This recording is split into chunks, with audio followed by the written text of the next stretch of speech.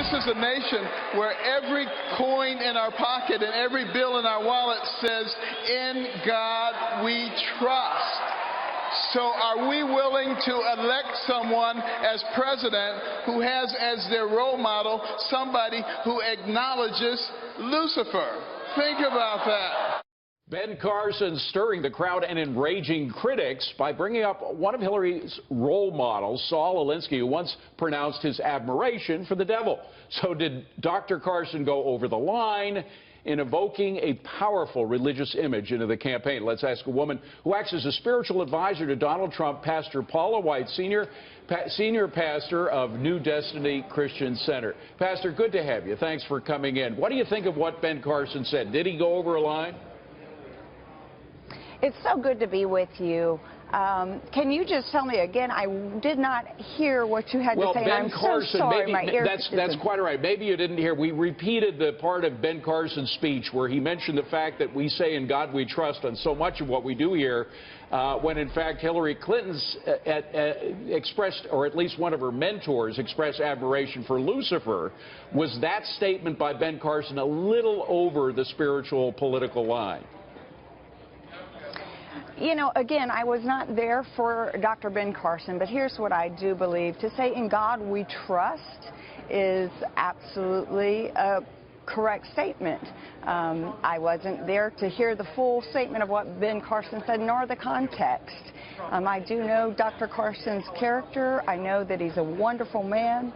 I know that he's a godly man, and I don't know the exact context that he said it in, so to answer direct, was that over the line? Well, let's focus on Donald Trump. He's the focus of this week, and his religious role models, if you will. First of all, how did you two meet? 14 years ago, I received a phone call from him where he was watching Christian television, and he called me up, repeated sermons back to me, and said, "You're fantastic. Are you ever in New York?" I said, "I am." I was doing a Bible study for the Yankees, and a friendship began to develop. And one thing led to another that became a very close relationship with both Mr. Trump and his family. Now, he has made certain changes in his opinions on things that very much concern evangelicals, like abortion, for example. He's now pro-life from his previous position. Do you know how that change came about? Were you a part of it? Well, I can tell you this. Mr. Trump has given a wonderful op-ed on being pro-life, and he talks very openly about changes in his life, about personal experiences. I've heard him share those personal experiences, and I can tell you 100% he is a pro-life. I can share with you the areas, just like he did, of the things that are so important to us and his stance on those issues. So, again, Mr. Trump has made himself very clear on where he is positioned with pro-life, and to us, the important issues to so many of us, not just in the evangelical community. Well, Pastor, the final question has to deal with you and your husband. Your husband is one of the musicians for Journey, that great rock band. He actually, as I understand it, helped to write Don't Stop Believing, the song which kind of became the theme song for Hillary Clinton. Is he planning on writing something for Donald Trump?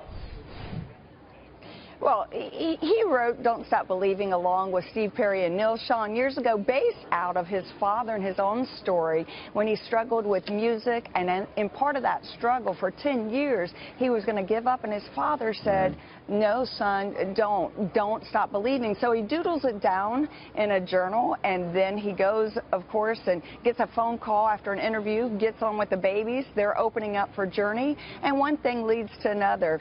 And so it is permission for people to dream again, to believe again. Right. So I say to all people, keep on believing. Don't stop believing. Well, maybe Donald Trump will use the same theme song. We'll wait and see. Paula White, thank you very much. Good to see you. Appreciate you coming on. Thank you. You too. Thanks. Bye-bye.